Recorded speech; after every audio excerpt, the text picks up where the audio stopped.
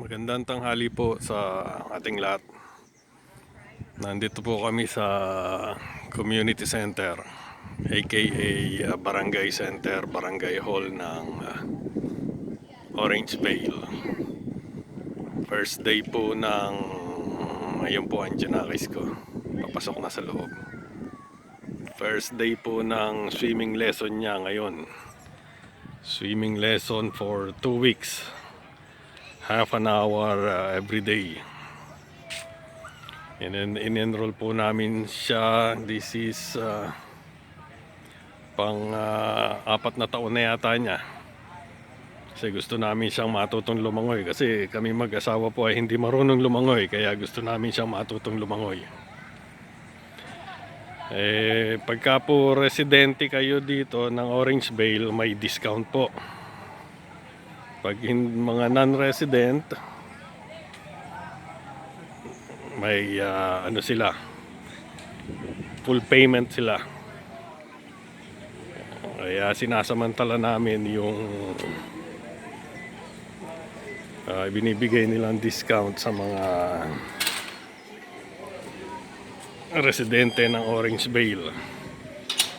Community swimming pool po ito sa barangay po ng Orange Vale. May kompleto po, may mga instructor, may mga lifeguard. Kaya every year po sinasamantala po namin yung program na ibinibigay ng community. Ito na po ang Josawa at Junakis ko. Mag-spray ka na?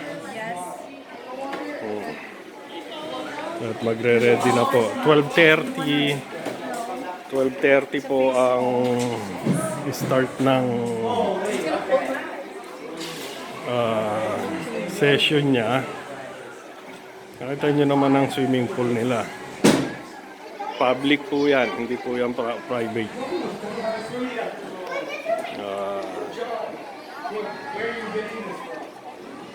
Marunong-runong na naman po siyang lumangoy, nakakasisid na, nakaka-dive, nakakalangoy ng few meters. Pero hindi pa talaga siya yung ganun na kaano, kaya kailangan pa niya ng mga konting training pa. Kaya mamaya po babalikan ko kayo pagka magsisimula na po yung session niya. Po, tinawagan na po siya. Inia-assign na po sa kanya-kanyang instructor bawat student. Hinahanap na po niya ang magiging instructor, instructress niya. Oh, yun ang instructress niya. Yung naka-itim na yun, no? Sana magaling magturo. Sana matyaga.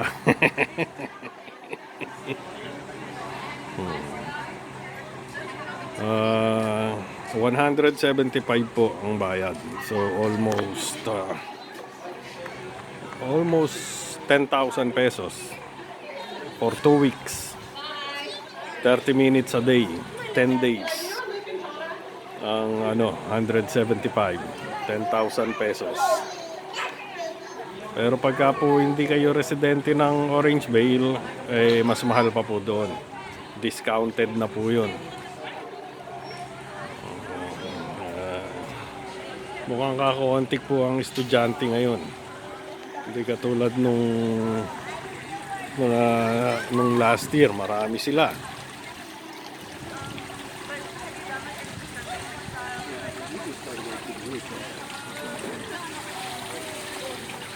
Maganda po yung swimming pool dito.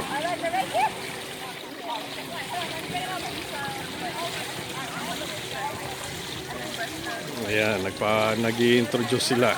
Mag-i-introduce muna sila to each other bago sila mag-start. Tapos magbibigay ng konting Tapos magsisimula na sila. Balikan ko po uli kayo maya-maya. Pagka po graduation nila, nag-i-slide sila dyan. Sa last day nila. Ngayon naman po ang Barangay Hall. ng Orange Vale.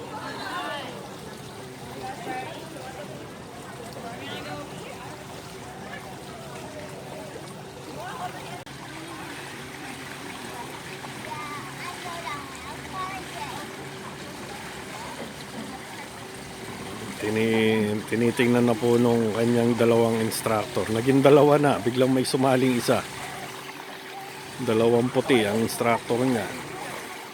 Parehas maganda. Tinitingnan nila ang capacity na niya bago sila mag-decide ng mga sunod na ituturo sa kanya.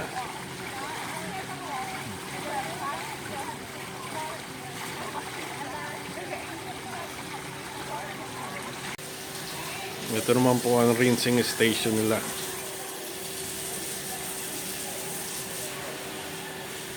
Kalapit lang po ng swimming pool.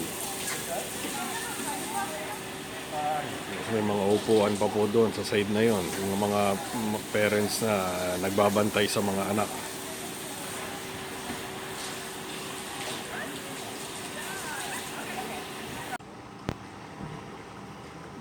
Tapos na po yung first day ng session niya. 30 minutes, magsishower na po yan habang iniintay ko. Tapos, uuwi na kami.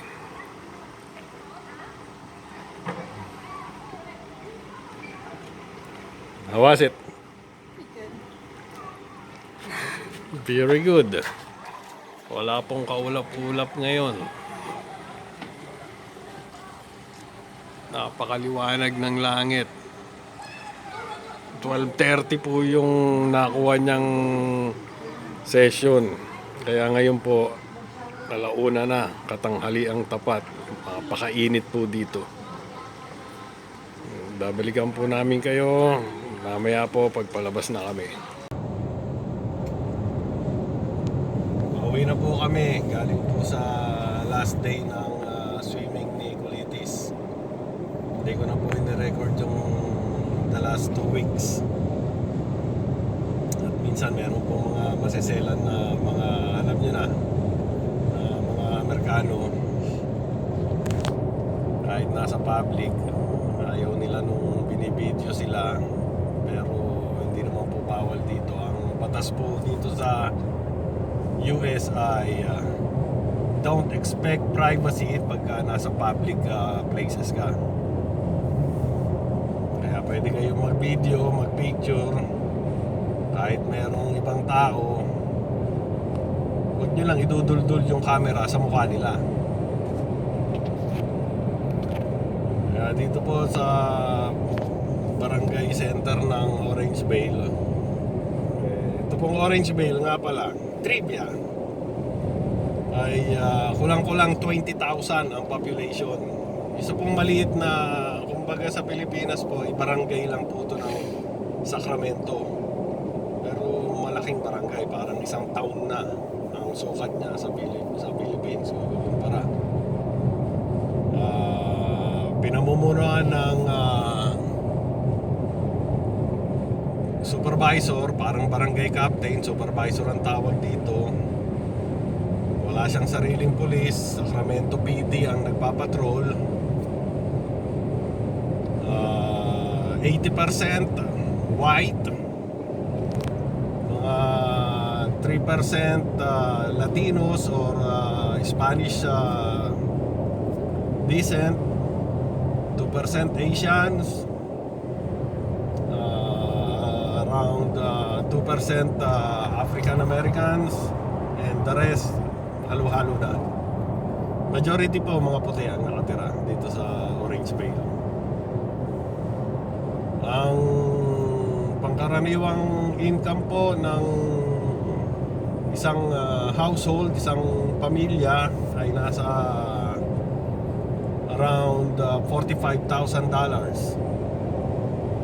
So mga, tama ba yung sinabi ko?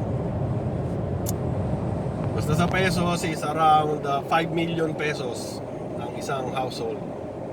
Ang GDP naman po, ang isang tao sa GDP may kumikita ng kulang-kulang 3 milyong pesos bawat isa.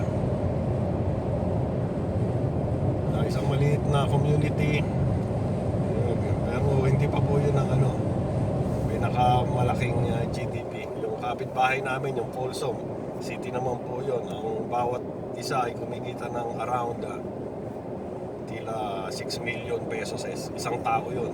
Isang taon yun. 6 million pesos isang taon. Dito sa Orangevale, mga 5 million lang po. Medyo maliit kesa sa Folsom. Okay, maraming salamat po ulit. At ayaw na po daw magpa-enroll ni Kulitis sa swimming next year. Kasi marunong na po daw siyang lumangoy. At sabi naman po nung dalawang instructress niya,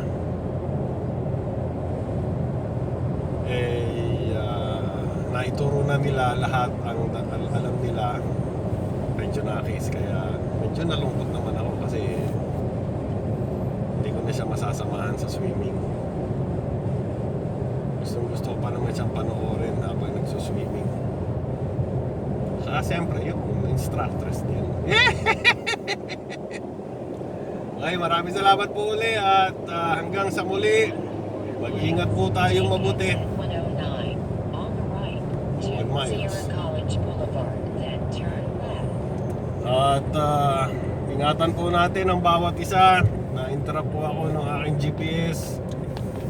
At mabuhay.